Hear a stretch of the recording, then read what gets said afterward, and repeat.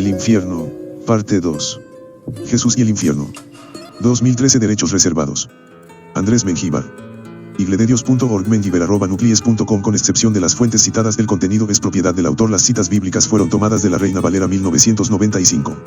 No olviden suscribirse al canal, darle like y compartirlo con otros hermanos de la Iglesia de Dios en formación ministerial. Ya sea jóvenes, hombres y ancianos, les invitamos a enriquecer estos contenidos con sus comentarios en los videos.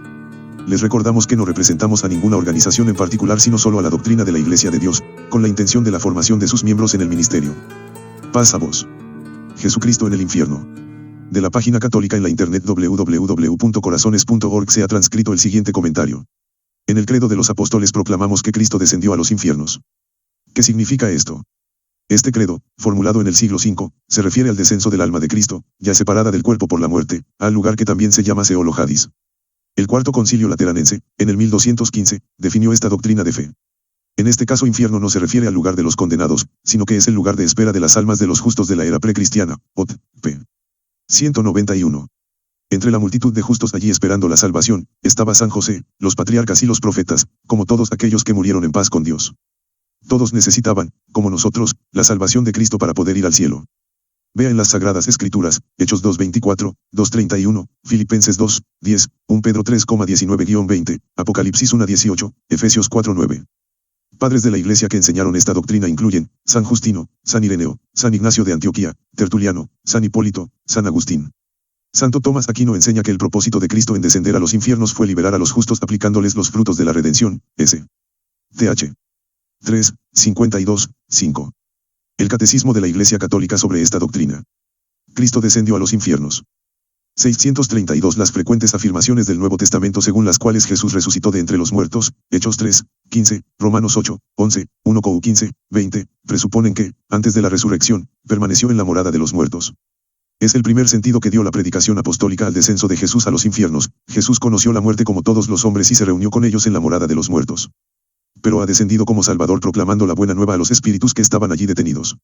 633 La Escritura llama infiernos, Seol o Hadis a la morada de los muertos donde bajó Cristo después de muerto, porque los que se encontraban allí estaban privados de la visión de Dios.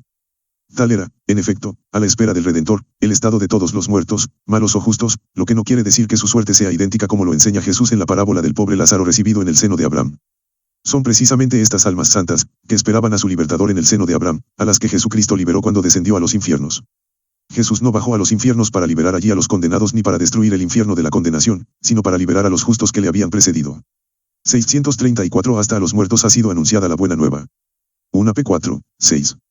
El descenso a los infiernos es el pleno cumplimiento del anuncio evangélico de la salvación. Es la última fase de la misión mesiánica de Jesús, fase condensada en el tiempo, pero inmensamente amplia en su significado real de extensión de la obra redentora a todos los hombres de todos los tiempos y de todos los lugares, porque todos los que se salvan se hacen partícipes de la redención. 635 Cristo, por tanto, bajó a la profundidad de la muerte para que los muertos oigan la voz del Hijo de Dios y los que la oigan vivan. Jesús, el príncipe de la vida, Hechos 3, 15, aniquiló mediante la muerte al Señor de la muerte, es decir, al diablo, y libertó a cuantos, por temor a la muerte, estaban de por vida sometidos a esclavitud, HB 2, 14-15. En adelante, Cristo resucitado tiene las llaves de la muerte y del Hadis, Apocalipsis 1, 18, y al nombre de Jesús toda rodilla se doble en el cielo, en la tierra y en los abismos, Filipenses 2, 10. Un gran silencio se cierne hoy sobre la tierra, un gran silencio y una gran soledad.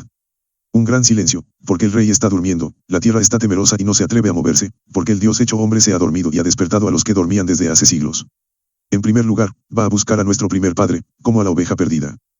Quiere visitar a los que yacen sumergidos en las tinieblas y en las sombras de la muerte. Dios y su Hijo van a liberar de los dolores de la muerte a Adán, que está cautivo, y a Eva, que está cautiva con él. Y, tomándolo de la mano, lo levanta diciéndole, despierta, tú que duermes, y levántate de entre los muertos y te iluminará Cristo. Yo soy tu Dios, que por ti me hice hijo tuyo, por ti y por todos estos que habían de nacer de ti. Despierta, tú que duermes, porque yo no te he creado para que estuvieras preso en la región de los muertos. Levántate de entre los muertos, yo soy la vida de los que han muerto. 500. Aunque este comentario es más extenso, y es interesante observar que este es el concepto de la Iglesia Católica referente al infierno. Si el lector desea continuar leyendo puede visitar el sitio www.corazones.org.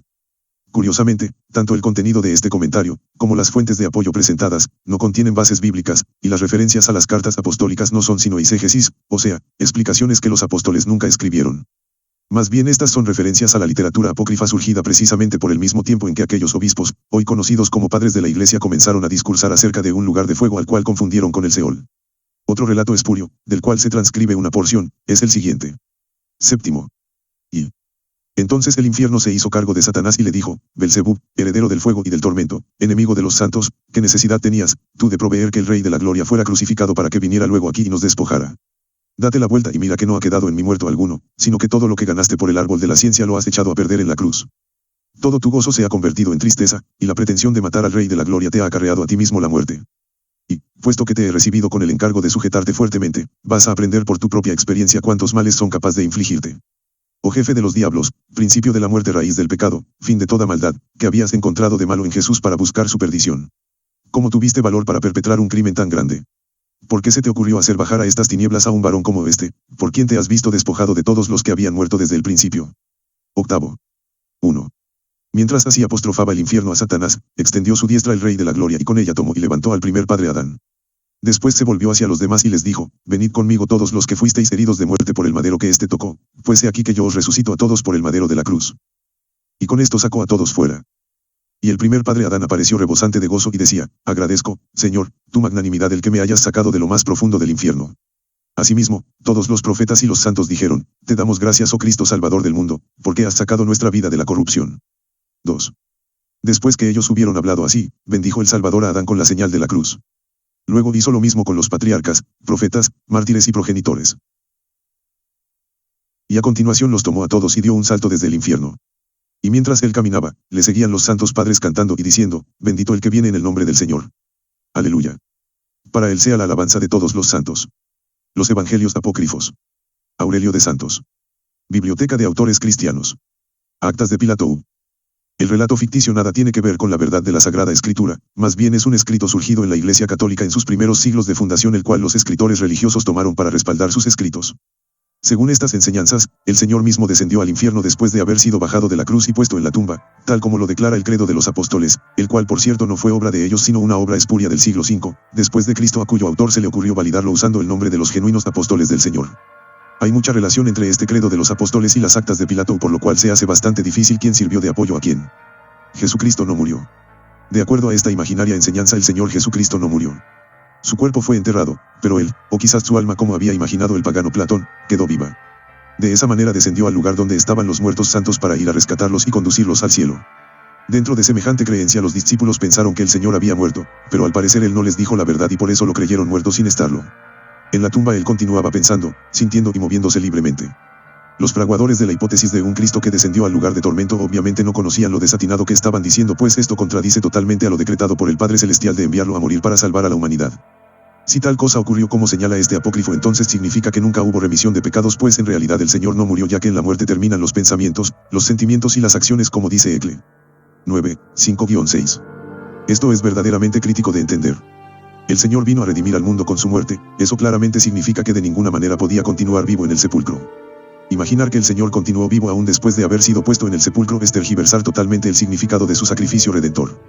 Esa imaginación ha sido la causa de que las palabras de 1 Pedro 3.19 sean tergiversadas, y en espíritu fue y predicó a los espíritus encarcelados.